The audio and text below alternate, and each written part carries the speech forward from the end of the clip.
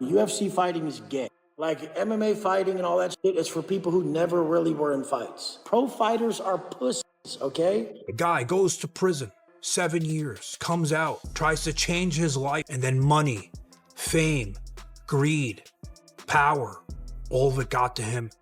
And look what the end result is. He was openly challenging people to come to the gym to fight him. Him getting arrested, thrown in a police car again. Wes Watson built his empire by painting raw, blood-stained pictures of California prison life, the fights, the survival tactics, the hunger to stay alive in a world designed to break men. He rose as a symbol of unshakable discipline, spitting out stories that made millions lean in, craving that same iron-fisted strength. At one point, he wasn't just another YouTuber. He was the face of Thriving in Hell, an alpha brand that millions bought into.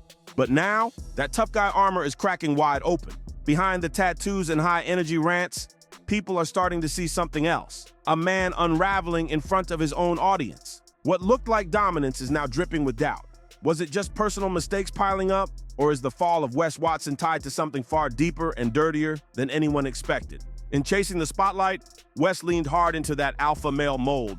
I loved being positive. Like, I was negative my whole life. I want attention. People like me and you, like, we do what we do because we like attention. We'll be stars when we'll win because we want attention. Mimicking controversial icons like Andrew Tate, Dan Bilzerian, and Liver King. But the harder he flexed, the faster the flaws started showing. Allegations began swirling. Accusations that he was peddling overpriced lifestyle coaching, exaggerating his own success, and staging a life more fantasy than fact. Then came the humiliation.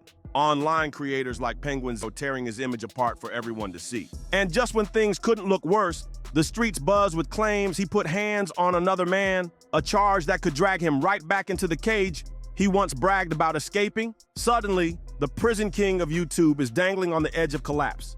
His money, his image, his reputation, all trembling like glass about to shatter. So how did Wes Watson go from a respected storyteller of grit and survival to a walking controversy everyone's dissecting? The truth lies in his past. To really get it, we have to rewind.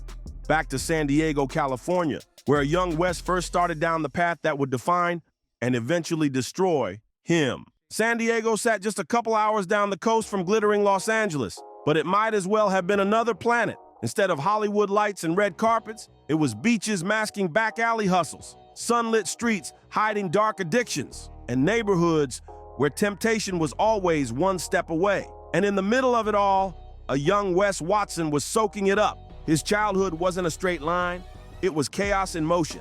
Raised in a laid-back hippie household, he was surrounded by free-spirited vibes. Yet the pull of fast money was impossible to resist. By his teenage years, Wes was knee-deep in shady deals, chasing quick cash, and carving out a spot as a middleman making serious stacks each week.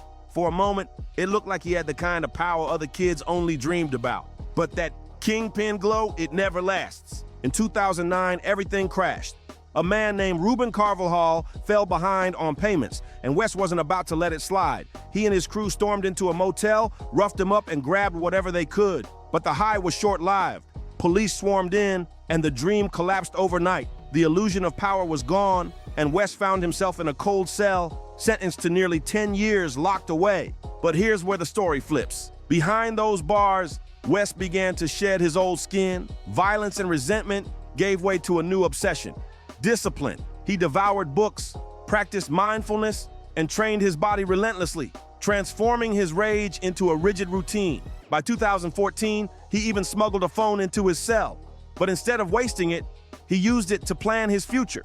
He started dropping workout photos, discipline quotes, and mindset advice straight onto Instagram. And slowly, the world started paying attention. At first, Wes's audience wasn't millions. It was barely a few hundred followers, mostly inmates, their families, and people lurking out of curiosity.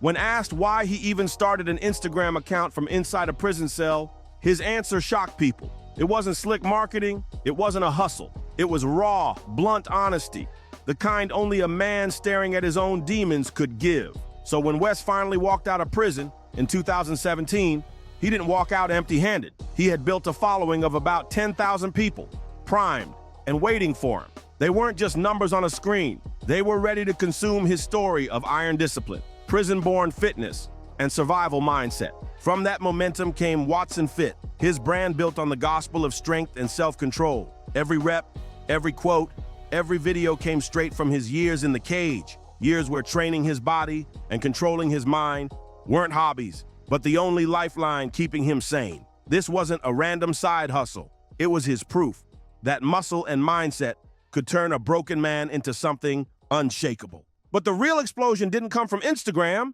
It came from YouTube. In 2019, Wes launched his channel, GP Penitentiary Life. And his very first upload, The Time I Almost Lost My Life in Prison, blew up like wildfire. Tens of thousands clicked. But it wasn't just the numbers that mattered, it was the reactions. Fans swarmed the comments, calling him one of the best storytellers on the platform.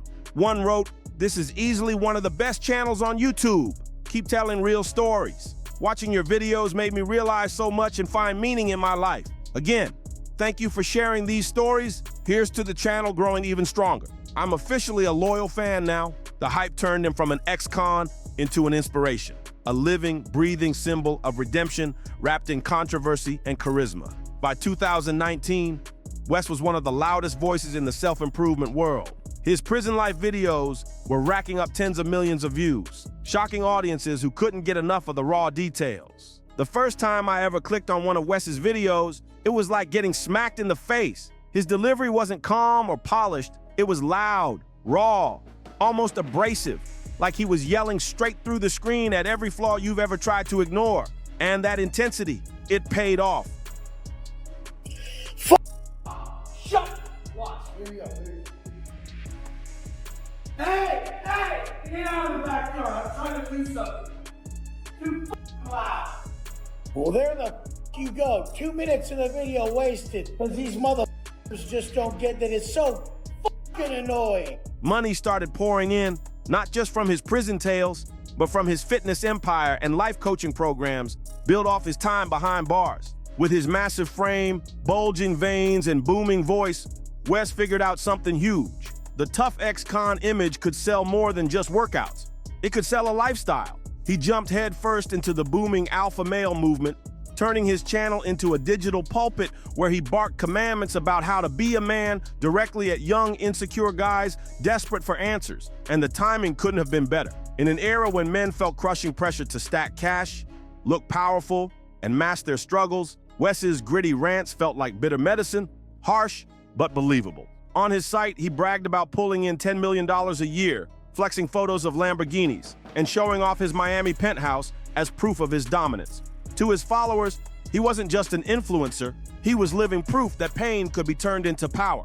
But here's the problem. Somewhere along the way, the image got louder, wilder, and way less believable. The persona stopped being motivational and started looking like a parody. One viral clip showed him losing his mind, literally screaming into the camera because a leaf blower outside dared to interrupt his recording. Fans began whispering that Wes's changing voice, older face, and explosive temper weren't just age, but the side effects of steroids. By 2023, cracks showed in his loyal base. On Reddit, a user named the Dutch Demon exposed him. He paid $1,000 a month for Wes's coaching, a discount from $3,000, after being promised he'd make thousands a day. Instead, Wes dodged messages, canceled calls, and when asked for a refund, silence. The fan had to get a chargeback from his bank. A loyal supporter had just flipped into a whistleblower. By 2024, Wes's meltdown went public. On the Fresh and Fit podcast, Andrew Wilson grilled him over his obsession with money. Wes snapped, firing personal insults instead of answers. Fans weren't impressed. The discipline guru now looked unstable and insecure. You proud of who the you are? Why? That's a bag of trash. Proud Because of I've been to fucking prison? Jesus Christ, Because look I've been at to you, prison? bro. You got 10-inch arms and tit. Yeah. That's when the digging exploded. Reddit threads claimed his $30 million mansion was just an $80,000 rental. His flashy lifestyle, fake. Even rumors swirled that his girlfriend had left him. The alpha image was cracking fast. And then came the final blow. YouTuber John Bravo dropped a video that would shatter Wes's empire even further. By the end of 2024, Wes Watson was a walking punchline. Meme pages tore him apart, His alpha rants turned into comedy clips, and even Penguin Zero piled on. Watson is your generic ChatGPT AI spit out life coach where he doesn't actually do anything. He just asks people to give him money and he tells them that they're going to be successful for doing it. That's his whole life. Mocking the man once hailed as a guru of discipline. Then came the breaking point. On December 29th, 2024, at H & Fitness in Miami, a viral video showed Wes and others dragging and assaulting gym member Hakeem Ibrahim.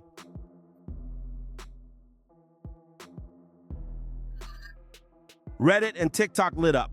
Some sneered, "He never changed, a thug stays a thug," while others called it possible self-defense. But the verdict online was clear. The alpha male had officially melted down. YouTuber John Bravo added fuel, claiming unreleased footage proved the fight was far worse than the viral clip suggested. He painted Wes as a two-faced figure, millionaire mentor on camera, unhinged brawler in real life.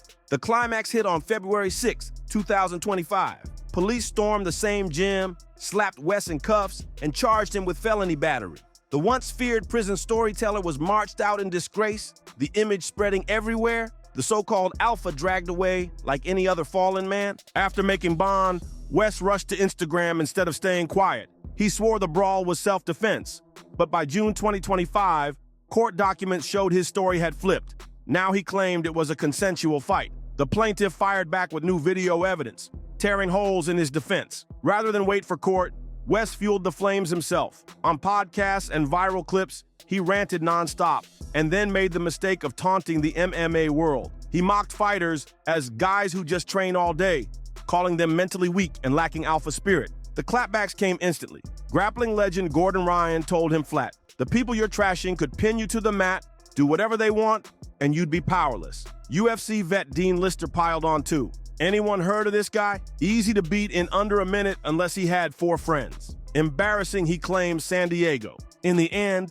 it wasn't the courts or the cops that crushed Wes Watson. It was the verdict of the public. The so-called alpha was reduced to nothing but hollow bravado on camera, unable to stand toe-to-toe with real fighters. The tragedy here isn't just the arrests, the lawsuits, or the looming convictions. It's that Wes forgot the very tools that once saved him: discipline, focus, and brutal honesty with himself. Back in prison, those lessons turned him from a reckless thug into a man of structure.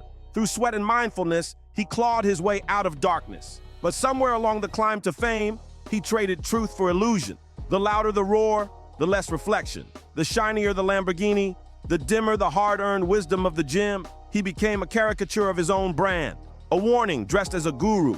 Wes Watson's story may now echo in memes and mocking clips, but behind the downfall lies a message worth remembering. Real strength isn't in fists or in flexing muscles for a camera. It's in mastering your temper, holding on to kindness, and staying true when nobody's watching. You don't need to scream alpha to prove you matter. Sometimes the bravest thing you can do is stop, face yourself, and choose a better path. So what do you think? Is Wes Watson finished for good, or can he somehow rebuild from all this chaos? Let me know in the comments. And don't forget to like, subscribe, and share this video if you want more deep dives into stories just like this.